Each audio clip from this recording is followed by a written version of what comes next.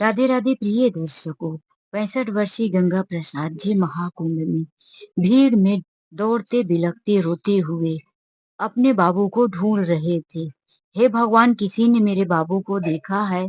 हे गंगा मैया, मेरे बाबू का हाथ छूट गया। मेरा बाबू कहाँ चला गया? कहाँ होगा? मेरा बाबू ठीक भी होगा कि नहीं? गंगा प्रसाद जी काफी परेशान थे। गंगा प्रसाद जी के एक पैर में चप्पल नहीं थी।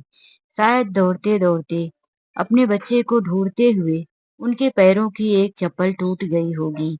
लेकिन गंगा प्रसाद जी के कदम अभी रुके नहीं थे। रो रोकर उनकी आंखें लाल हो गई थी, होंठ सूख गया था। तभी एक पुलिस वाले ने उनका हाथ पकड़ लिया और पूछा, क्या बात है? क्यों इतना रो रहे हो? गंगा प्रसाद जी रुक जाते हैं और कहते हैं कि मेरा बेटा खो गया है। मेरा बेटा इसी महाकुंभ में, इसी भीड़ में खो गया है। वह पुलिसकर्मी गंगा प्रसाद जी को ले जाकर कहते हैं कि चलो मेरे साथ, लाउड स्पीकर में अनाउंस करवाते हैं। वहां से आपके बच्चे को ढूंढने में जल्दी आसानी हो जाएगी। गंगा प्रसाद जी वहां से अपने बच्चे को ढूंढने के लिए जाते हैं। वहां पर और भी पुलिस अधिकारी रहते हैं।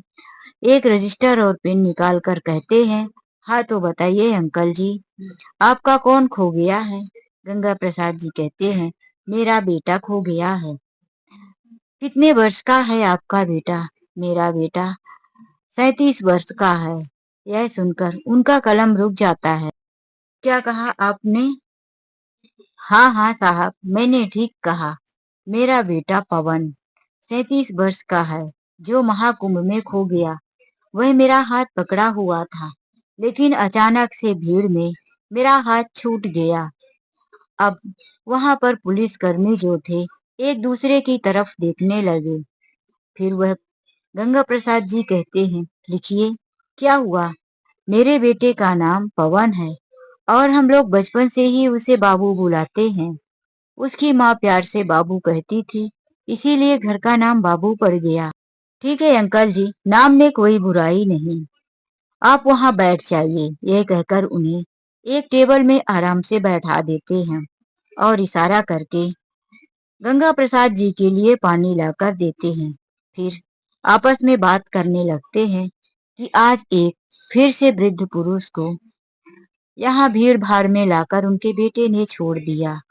गंगा प्रसाद जी मुंह में पानी पी रहे थे कि घूंट अंदर लेकर वही गिलास लाकर रख देते हैं और कहते हैं, क्या साहब, कैसी बातें कर रहे हैं आप लोग? मेरा बेटा ऐसा नहीं है। उसने मुझे छोड़ा नहीं है। बस भीड़ में मेरा हाथ छूट गया। ना जाने मेरा बेटा किस हालात में होगा। वह मुझे ढूंढ भी रहा होगा, रो रहा होगा मेरे लिए। साथ में मेरी बहू भी थी। आप लोग गलत बोल रहे हैं। पुलिस वाले उन्हें समझाते हैं, अंकल जी, आए दिन यहाँ ऐसी समस्या होती ही रहती है। कई ऐसे वृद्ध पुरुष हैं जिसे हम लोगों ने रैन बसेरे में रखा हुआ है।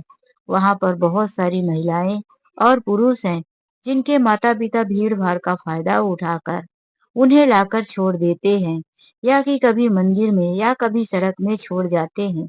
उन्हें इतना पता होता है कि हमारे माता पिता को अब हमारे घर का पता तो मालूम नहीं होगा, वह घर वापस लौट नहीं सकते, इसीलिए वह भीड़ में अपने माता पिता को छोड़ जाते हैं, अपना से पीछा छुड़ाने के लिए। इन्हें भी ले जाइए, रैन बसेरा में छोड़ दिए। गंगा प्रसाद जी उठकर खड़े होते हैं, नहीं, मैं रैन बसेरे में रहने नहीं जाऊंगा। अरे मैं बूढ़ा हो गया हूँ, कमजोर नहीं हूँ। मेरे बेटे ने मुझे यहाँ छोड़ दिया तो क्या हुआ? वह सोचने लगते हैं कि जब बहू मुझे घर पर छोटी छोटी बातों के लिए डांटा करती थी। मेरा चश्मा टूट गया था, सालों से चश्मे के लिए कह रहा था, लेकिन मेरे बेटे ने रोज यही कहकर टाल देता था कि पैसे मिलेगा तो कर दूंगा। भला मैं अपने इस सारी बातों को क्यों भूल गया कि जब उस घर में मेरे चश्मे के लिए पैसे नहीं है और बहू मुझे बासी कुसी खाना दिया करती है, तो वह लोग मुझसे पीछा छुड़ाने में ज्यादा देरी नहीं करेंगे। शायद ये पुलिस वाले ठीक ही कह रहे हैं। मेरा बेटा पवन मुझे यहाँ भीड़ में लाकर छोड़ दिया है, लेकिन मैं भी किसी के सहारे में नहीं रहूंगा। मैं जा रहा हूँ। मैं खुद अपने पैरों पर चलकर अपनी जिंदगी का गुजारा कर लूंगा। यह कहकर वहां से वह उठकर तेज कदमों में चल देते हैं। तभी वहां से एक पुलिस वाले कहते, अरे रुक जाओ अंकल, रुको रुको, अपना पता तो बताते जाओ, अगर कोई ढूंढने आया तो। नहीं, मुझे किसी की जरूरत नहीं है। मैं किसी पिंजरे में बंद होकर नहीं रहना चाहता। यह कहकर वह आगे चले गए और भीड़ में खो गए। चलते जा रहे थे, चलते चलते वह पूरी भीड़ को निकाल कर सारी रात चलते रहे। और जब उन्हें नींद आई तो भीड़ भाड़ के एक किनारे एक पेड़ के नीचे बैठकर सुबह की भोर में थोड़ा सा सो लिए। काफी भीड़ होने की वजह से उन्हें भीड़ से बाहर निकलने में पूरी रात लग गई। अब वह निकलकर खाली रोड पर दूसरे दिन पहुंच गए थे। दूसरे दिन का भी दोपहर हो चुका था। काफी भूख लगी थी, नंगे पैर थे, इसीलिए वह चारों तरफ देखे जा रहे थे। कोई एक होटल मिलता तो थोड़ा पानी पी लेता, लेकिन उन्हें अभी रास्ते में कोई होटल दिखाई नहीं दे रहा था। वह करीब पूरा दिन भी चल चुके थे, शाम होने वाली थी। तब उन्हें चलते हुए एक होटल नजर आया, जिसमें उन्होंने देखा समोसे और कचौड़ियां बन रही थी, चाय की खुशबू आ रही थी। गंगा प्रसाद जी उसी होटल की तरफ गए। होटल के पास एक पेड़ था। पेड़ की छांव में ही होटल सब लोग बैठते थे। वहीं पेड़ की छांव में बैठ गए। नीम की पेड़ की ठंडी ठंडी हवाएं आ रही थी। उनके जीवन को थोड़ा सा सुकून मिला। वह अपने कुर्ते की जेब में से एक रुमाल में बंधे हुए 500 की नोट, 2000 रुपए रखे थे। उसमें से एक 500 की नोट निकालते हुए होटल वाले से कहा, मुझे एक कचौड़ी और एक कप चाय दे दो भैया। गंगा प्रसाद जी चाय और कचौड़ियां खाए, तब जाके उनके शरीर में उनको थोड़ा सा राहत मिला। फिर वह वहीं सोचे, अब रात होने वाली है, कहाँ जाऊंगा, यही नीम के पेड़ के रात गुजार दूंगा। यही सोचकर गंगा प्रसाद जी 2 दिन की थकान उतारने के लिए वही नीम के पेड़ के नीचे बैठे रह गए। और कब उन्हें नींद लग गई खुद भी पता नहीं चला। जब सुबह उठे तो देर तक सूरज चढ़ चुका था। वहीं पास में कॉलेज था। उन्हें सुबह पता चला कॉलेज के बच्चे होटल में आ आकर नाश्ता कर रहे थे, लेकिन आज कचौड़ियों का ऑर्डर बहुत आ रहा था। कचौड़ी बनी नहीं रही थी। होटल का मालिक चिल्ला चिल्ला कर काम करने वाले लोगों को कह रहा था, अरे जल्दी करो, कॉलेज में बच्चे आने लगे हैं, कचौड़ियों का ऑर्डर आ रहा है। यह नौकर को भी अभी छुट्टी लेकर जाना था। इतनी आवाज गंगा प्रसाद जी के कानों में पड़ रही थी। वह उठकर बैठ गए। उन्होंने देखा होटल का मालिक हफड़ा थपड़ी और गुस्से में जल्दी जल्दी अपने वर्करों को डांट कर काम करवा रहा था। गंगा प्रसाद जी को ऐसा मन में लगा कि मुझे इस होटल वाले की कुछ मदद करनी चाहिए। तो वह पास में जाकर कहने लगे, अरे भाई, मैं तुम्हारी कोई मदद कर दूं? मुझे कचौरियां बनाना आता है। वह होटल का मालिक किसी अनजान पर भरोसा करना तो नहीं चाहता था। पहले उसने साफ मना कर दिया।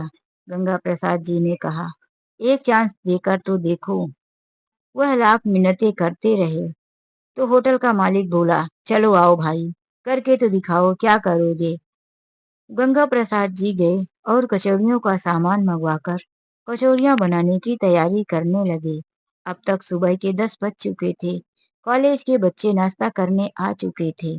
गंगा प्रसाद जी कचौड़ियां बनाकर देते जा रहे थे। जो पहले एक कचौड़ी खाते थे, वह आज दो दो तीन तीन मांग मांग कर खा रहे थे। कचौड़ियों का स्वाद लाजवाब था। यह देखकर होटल का मालिक हैरान था कि यह अनजान रोड पर पड़ा हुआ व्यक्ति इतनी अच्छी कचौरियां कैसे बना लेता है। जब सारे बच्चे कॉलेज चले गए, कचौरियों का काम खत्म हुआ, तो उस होटल मालिक ने पूछा, अरे भाई, तुम्हारे अंदर तो बहुत अच्छी कला है। रोज के हिसाब से आज 3 गुना फायदा हुआ कचौरियों में। बताओ, तुम ये सब कहाँ से सीखे? तो गंगा प्रसाद जी ने बताना शुरू किया कि मैं एक होटल में मिस्त्री का ही काम करता हूँ।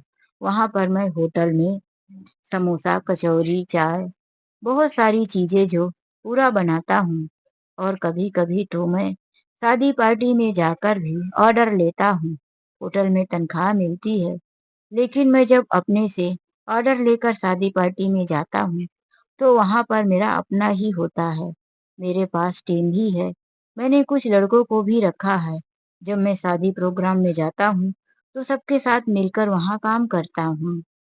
अच्छा, बहुत अच्छी कचौरियाँ बना लेते हो। आपका नाम क्या है? उन्होंने बताया। मुझे गंगा प्रसाद कहते हैं और मैं पन्ना छतरपुर जिले का हूँ। तो अंकल, क्या आप मेरे इस दुकान पर कचौरी बनाने का काम करोगे? हाँ, हाँ, क्यों नहीं? मुझे भी काम की ज़रूरत है। लेकिन जब तुम्हारा नौकर आ जाएगा, तो तुम चाहे मुझे रखोगे या उसे, दो में एक को ही नौकरी दोगे।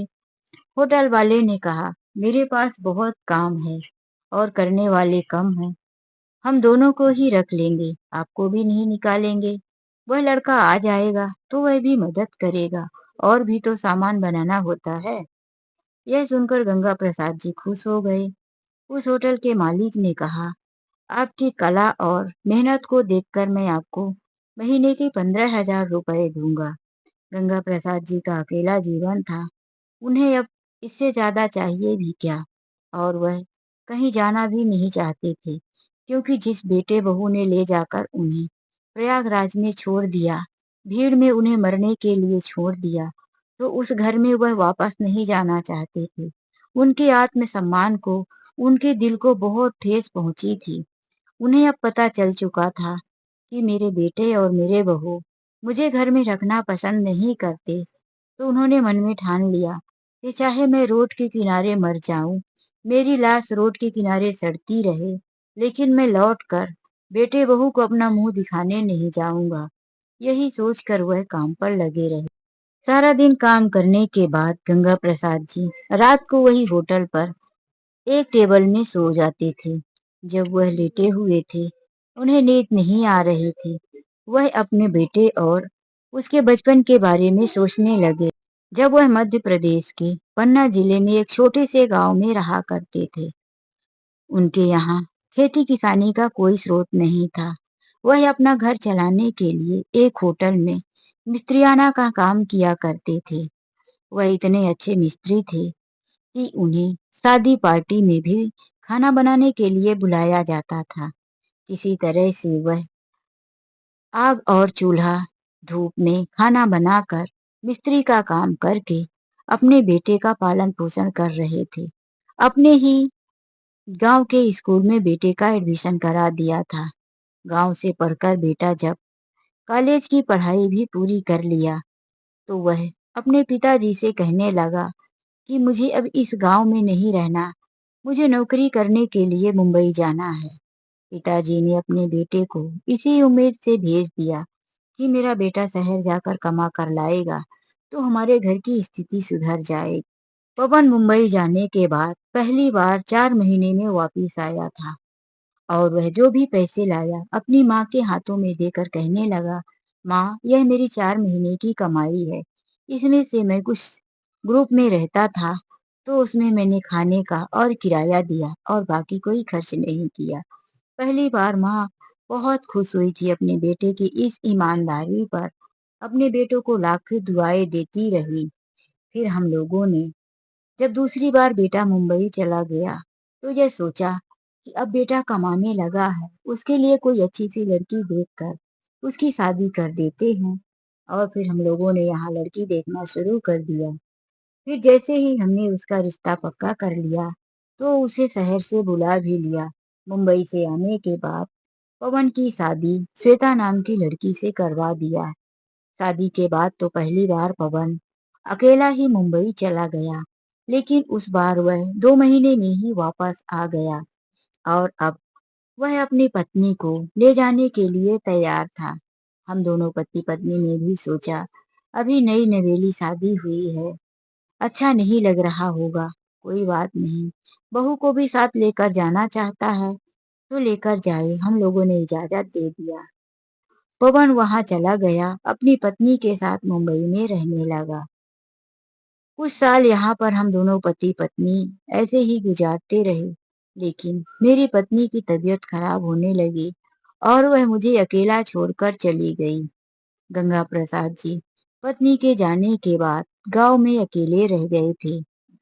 उनके पास कोई खेती किसानी तो पहले से ही नहीं था। होटल का काम था, लेकिन अब उनसे होटल का काम भी किया नहीं जाता था। इसीलिए वह हफ्ते में 1 या 2 दिन होटल में जाया करते थे। किसी तरह उनका गुजर बसर तो चल रहा था।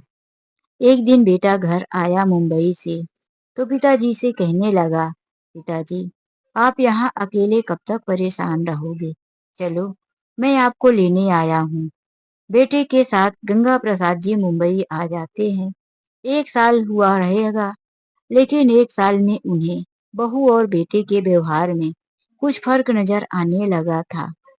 बेटे को कोई भी काम कहते कि मेरा करवा दे, तो बेटा कहता, पिताजी, अगले महीने की तनख्वाह मिलेगी तो करवा दूंगा, अभी थोड़ा पैसे की तंगी है।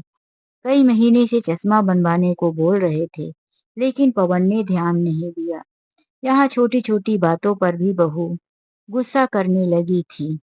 उसे तो लग रहा था कि ससुर को गांव से लाकर एक बोझ बन गया है, बैठे बैठे एक एक्स्ट्रा खर्चा हो गया है। फिर भी गंगा प्रसाद जी यही मन में सोचते थे कि मैं बहुत भाग्यशाली हूँ, मेरे बेटे बहू मुझे यहाँ लाकर मुझे घर से निकाल नहीं रहे, भगा नहीं रहे, किसके परिवार में छोटी बड़ी अनबन नहीं हो जाती। यही सोच कर वह अपने बेटे बहू के साथ रहे। जब कुंभ लगा तो उनके बेटे बहू ने भीड़ में उन्हें गंगा स्नान करने के लिए कह दिया कि हमारे समाज के, यहाँ तक कि गांव के सभी लोग स्नान करके आ गए और हम लोग मुंबई में रहते हैं, तो इसीलिए नहीं जा पाए। तो चलिए, पिताजी आपको भी गंगा स्नान करवा कर लाते हैं। और वहीं देखो, मेरे बेटे ने मेरा हाथ छोड़ दिया, मुझे भीड़ में मरने के लिए छोड़ दिया। गंगा प्रसाद जी मन मन में सारी बातें याद करके रोए जा रहे थे। उनकी दोनों आंखों से आंसू बहकर टेबल पे टपक रहे थे। फिर अचानक से उन्हें होश आया कि कोई देख लेगा तो क्या सोचेगा। वह अपने गमछे से अपनी आंखों को पोंछते हुए अपने गमछे को अपने सिर के नीचे रखे और थोड़े से चेहरे में रख लिए और वहीं पर सो गए। अब गंगा प्रसाद जी उसी होटल में काम करते हुए 5 महीने बिता दिए थे। अब तक ना उनका बेटा उन्हें ढूंढने आया और ना ही उनकी बहू। कॉलेज के बच्चे आते, उनके हाथ की स्वादिष्ट कचौरी खाते, उनके साथ बातें करते। कॉलेज के बहुत सारे ऐसे बच्चे थे जिनके साथ गंगा प्रसाद जी का दोस्तों जैसा व्यवहार हो गया था। गंगा प्रसाद जी का एक पोता भी था जिसका नाम शिवांश था। शिवांश को वह कॉलेज के बच्चों में देखा करते थे। उन्हें अपने पोते की बहुत याद आती थी। उनका पोता हमेशा उनके साथ रहता था, बातें करता और उन्हें अपने स्कूल में किए हुए सारी एक्टिविटी पूरा दिन बताता रहता था। दोनों दादा पोते खूब हंसते थे, लेकिन यही बात श्वेता को पसंद नहीं आती थी। उसे देखते ही दोनों दादा पोते चुप हो जाते थे। श्वेता को लगता था कि गांव से आया हुआ देहाती ससुर मेरे बेटे को बिगाड़ कर रख देगा। इसीलिए वह अपने बेटे को दादाजी से दूर करने की पूरी कोशिश किया करती थी। लेकिन अब इन बातों को सोचने से क्या फायदा। अब तो मेरे बेटे और बहू ने मुझे दूध में पड़ी हुई मक्खी की तरह निकाल कर अपनी जिंदगी से फेंक दिया है। अब मैं पीछे मुड़कर नहीं देखूंगा और ना ही कभी उन्हें अपना मुंह दिखाऊंगा। आत्मग्लानि से भरे हुए गंगा प्रसाद जी उसी होटल में अपनी पुरानी जिंदगी को याद करके अकेले में रोया करते थे, काम करते करते। अब 6 महीने गुजर गए थे। एक दिन गंगा प्रसाद जी कचौड़ियाँ बनाकर रख रहे थे। होटल का मालिक अभी होटल में नहीं आया था। तभी एक गरीब औरत 2 बच्चों को लेकर कहने लगती है, अंकल, मेरे बच्चे कल सुबह से और रात को कुछ नहीं खाए। भूख से तड़प रहे हैं। मेरे बच्चों को कुछ खाने को दे दो। होटल में अभी कचौरियां ही बन रही थी, इसीलिए गंगा प्रसाद जी एक एक कचौरी दोनों बच्चों के हाथ में रख दिए। तभी होटल का मालिक पहुंच गया। गंगा प्रसाद जी को इस तरह से भिखारी को अपने होटल का सामान सुबह सुबह देते हुए देख गुस्से से भड़क जाता है। कहने लगता है, ये तुम क्या कर रहे हो? मैंने यहाँ कोई धर्मशाला नहीं खोल रखा है, ना भिखारियों के लिए भंडारा, जो तुम इस तरह से सुबह सुबह फ्री में लुटा रहे हो। गंगा प्रसाद जी कहते हैं, गुस्सा मत करो, मेरी तनख्वाह में से काट लेना। वह होटल वाला कहता है, अच्छा, मैंने देख लिया तो इस तरह से बोल रहे हो। अगर मैं नहीं देखता तब तो फ्री में खिलाए जा रहे थे, और मेरे ना रहने पर ना जाने कितनों को तुम मेरे होटल से दान करते हो। तुम्हें तो मैं तनख्वाह देता हूँ, फिर तुम्हें मेरे होटल में मालिक जैसे बनने की कोई जरूरत नहीं है। नौकर हो, नौकर की तरह काम करो और अपनी पगार लो। यह बात सुनकर वहां पर बैठे हुए कुछ कॉलेज के लड़के भी आ जाते हैं। पूछने लगते हैं, क्या हुआ, किसको चिल्ला रहे हो? आज गंगा प्रसाद जी को उदास और ये दोनों लोगों को ही देखकर समझ जाते हैं कि यह होटल का मालिक उन्हें ही चिल्ला रहा है।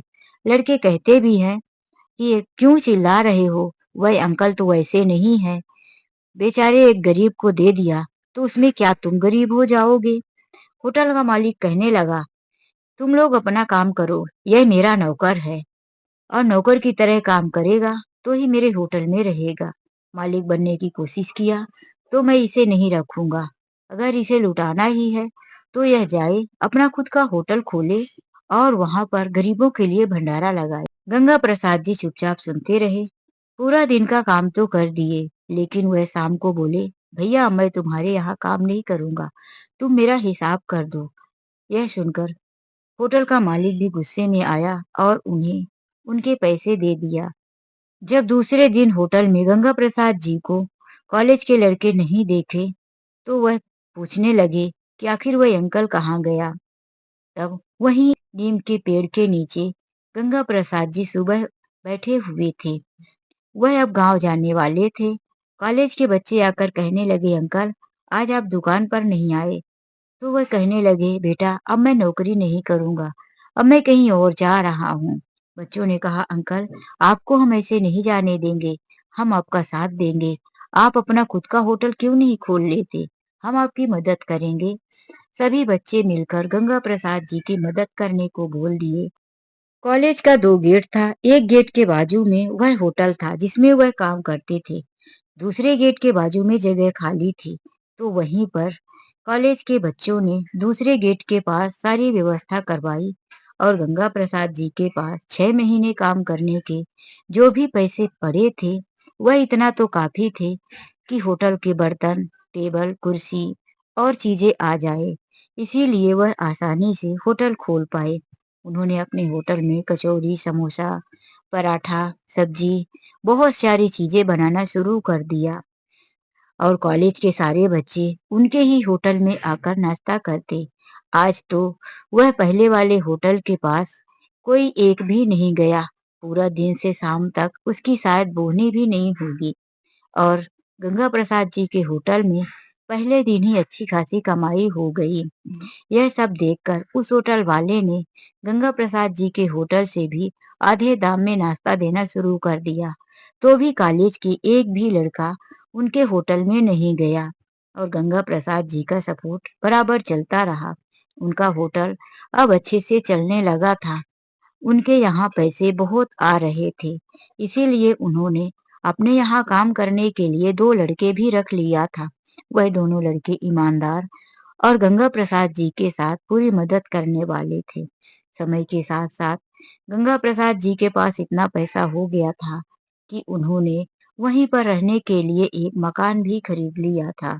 गंगा प्रसाद जी अपने कमाए हुए पैसों से मंदिर में रहने वाले गरीब और अनाथ बच्चों की मदद भी किया करते थे।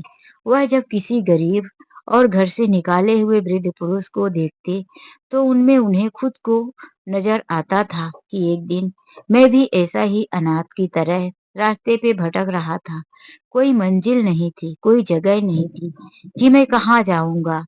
ये खुद सोचकर गंगा प्रसाद जी अपने आधे पैसे उन लोगों में दान कर दिया करते थे और मदद करते, और अपने ही होटल में किसी भी ऐसे गरीब से वह पैसा नहीं लेते थे जो रोड पे भीख मांग रहा हो, वृद्ध हो, अपाहिज हो, उसके पास खाने के लिए पैसे नहीं हो, तो उसे गंगा प्रसाद जी फ्री में नाश्ता भोजन दिया करते थे।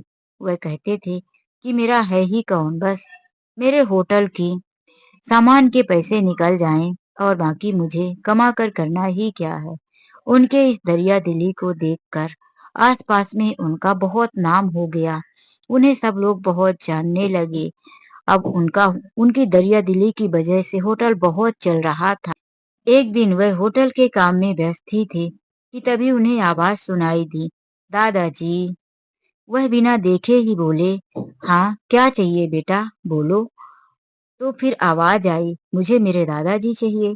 वह पीछे देखे, एक लड़का खड़ा था जिसे वह पहचान नहीं पा रहे थे, लेकिन जब अपने आंखों और उस लड़की के चेहरे को ध्यान से देखे तो वह बोले, मेरा पोता शिवांश है क्या।